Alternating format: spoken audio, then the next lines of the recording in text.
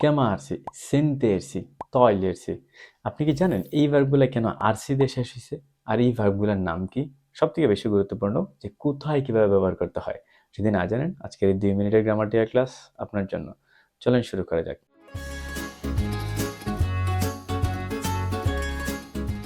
আমরা সাধারণত যে ভার্বগুলো চিনি এই ভার্বগুলো আরে অথবা এরে অথবা ইরি দিয়ে শেষ হয়, যেমন mangiare, prendere, finire। কিন্তু এই যে ভার্বগুলো আমরা দেখলাম আরো অনেক ভার্ব আছে যে এই ভার্বগুলো আরসি দিয়ে শেষ হয়েছে, যেমন chiamarsi, chiamarsi আরসি দিয়ে শেষ হয়েছে।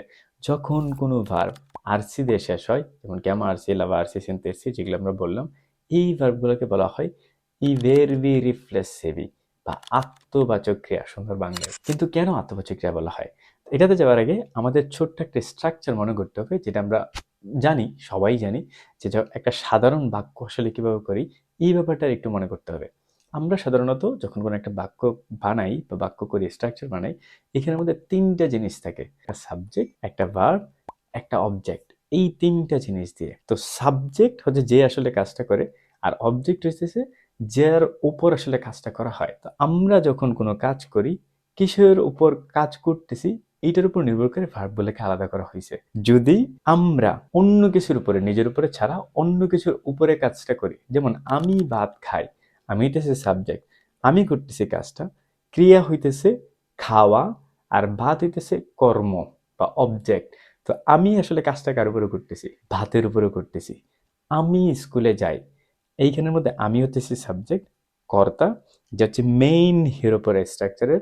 ভার্ব হইতেছে যাওয়া, স্কুলে হইতেছে অবজেক্ট। আমার কাজটা কিসের উপরে হইতেছে? কার উপরে হইতেছে? কর্মের উপরে হইতেছে। কর্মটা হইতেছে স্কুলের উপরে। তো যখন এইরকম হয় যে কর্তা একজন, যে কাজ করতেছে, কর্মটা আসলে সাধন করে অন্য কিছুর উপরে, নিজের উপরে না, যেমন স্কুলে যাওয়া, ভাত খাওয়া, খেলাধুলা করা, তখন এগুলা হচ্ছে নর্মাল ভার্বের তালিকার মধ্যে পড়ে। আরে, এরে অথবা ইরি দিয়ে যে ভার্বগুলা শেষ হয়, এই ভার্বগুলা যখন আমরা কর্তা, যে কর্মটা নিজের উপরেই সাধন করে বা যে কাজটা করতেছে এর উপরেই সাধন করে, তখন এটাকে বলা হয় ভেরবি রিফ্লেক্সিভি। সহজ করে বলতে বলে যে আমি হাত মুখ ধুই, আমি দিতেছি, আমি হচ্ছে সাবজেক্ট, হাত মুখ হচ্ছে ধুইতেছি, ধোয়াটা হইতেছে তার ক্রিয়া। কিন্তু কে কার উপরে ধুইতেছি? কাজটা কোথায় করে হইতেছে? আমার উপরে। কর্মটা হচ্ছে আমি, কর্তাটা হচ্ছে আমি। যখন কোনো ভার্ব এমন হয় যেটার কর্ম এবং কর্তা, মানে কর্তা যিনি, যে সাবজেক্ট, আর যে কাজটা করতেছে, কাজটা আসলে অবজেক্টটা যা ওইটার উপরেই করতেছে, নিজের উপরেই করতেছে, তখন এটা হচ্ছে ভেরবি রিফ্লেক্সিভি। তা বলা হয় আত্মবাচক ক্রিয়া, যখন নিজের উপরেই কর্মসাধন করা হয়। ওকে, আশা করি বুঝাইতে পারছি কোনটা ভেরবি রিফ্লেক্সিভি। এখন আসি যে কিভাবে স্ট্রাকচারটা তৈরি করতে হয়। যখন কোনো ভার্ব আরসি দিয়ে শেষ হয়, আমরা বুঝলাম এটা হচ্ছে ভেরবি রিফ্লেক্সিভি। আর এর মানে হইতেছে যে কাজটা নিজের উপরেই করা হইতেছে। এটা হচ্ছে এক কথায় উত্তর। এখন আসি যে এই ভেরবি রিফ্লেক্সিভি কিভাবে স্ট্রাকচার তৈরি করতে হয়। এই ভেরবি রিফ্লেক্সিভি তৈরি করার একটা নিয়ম আছে, যেটা একদম স্পেসিফিক, সবসময় কিভাবে কাজ করে। যে আমরা যখন এই ভার্বগুলো বসাই, যেমন ক্যামা আরসি, এটা আমরা সবাই জানি। তো এটা যদি ক্যামা আরসি আরসি হয়েছে, তার মানে হচ্ছে আত্মবাচক ক্রিয়া বা ভেরবি রিফ্লেক্সিভি।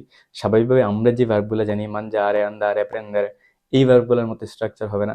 তো এইটার স্ট্রাকচারের নিয়ম হইতেছে আমরা একটা প্রণমী রিফ্লেক্সিভে বসাবো ক্রিয়ার আগে, ভার্বের আগে। তো যে কোনো ভার্ব, যেমন আমরা কেমন নিলাম, তো কেমো আমার বেলায় যদি করতে চাই, এইটার প্রণমী রিফ্লেক্সিভ হচ্ছে মি। তোমার বেলা করতে গেলে হচ্ছে তি। তার অথবা তাদের বেলা করতে গেলে হচ্ছে সি। তোমাদের বেলা করতে হলে হচ্ছে বি। আর আমাদের বেলা করতে গেলে হচ্ছে ছি। তার মানে হচ্ছে এই যে স্ট্রাকচারটা বললাম, এইটার যে কোনো একটা বসবে, যে নির্ভর করে অবশ্যই সাবজেক্টটা, তারপর হচ্ছে ভার্বটা। যেমন মি কেমো, আমি আমার কথা বলতেছি, এই জন্য মি আসছে। তারপর হচ্ছে কেমো কি, ফাহিদ, অবশ্যই আমার উপরে জিনিসটা করা লাগবে, যে কর্মটা আমার উপরে সাধন করা লাগবে। এই জন্য ভেরবি রিফ্লেক্সিভি। স্ট্রাকচার হইতেছে মি, তি, সি, বি, ছি, যে কোনো একটা বসবে। তারপর ওইটার উপর নির্ভর করে ভার্বের কনজুগেশন হবে। তারপর অবজেক্টটা বসাইতে হবে যে কাজটা করতেছি আমাদের নিজের উপরে। এটা হচ্ছে সিস্টেম এবং স্ট্রাকচার। শুধুমাত্র একটা বিষয় মনে রাখতে হবে, আমরা যখন পাশ্চাত্য প্রশ্ন করব, সাধারণত নর্মাল ভার্ব আরে অথবা এরে অথবা ইরে যখন করি, তখন আমরা মাঝে মধ্যে আভেরে, কখনো বা এসেরে বসাই। যেমন io sono andato a scuola, যে আমি স্কুলেতে গেছি, এখানের মধ্যে সোনো বসছে, এসের এবার বসানো হয়েছে। আর আমি যদি বলি ইও মানজাতো, আমি পাঁচশত প্রশ্ন করছি কিন্তু খাবার বেলায় অ বসেছে। কিন্তু রিফ্লেক্সিভের বেলায় ফিক্স একটা জিনিস, সেটা হচ্ছে যে পাঁচশত প্রশ্ন সবসময় অ্যাসের বাড়তে হবে। যদি আমি কিছু বলতে চাই, মি সোনো লাভাতো, আমি নিজেকে ধুইছি কিংবা গোসল করছি, যেখানে সোনো বসছে, তার মানে হইতেছে সব সময় পাঁচশত প্রশ্ন।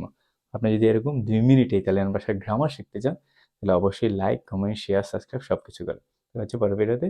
আল্লাহ হাফেজ।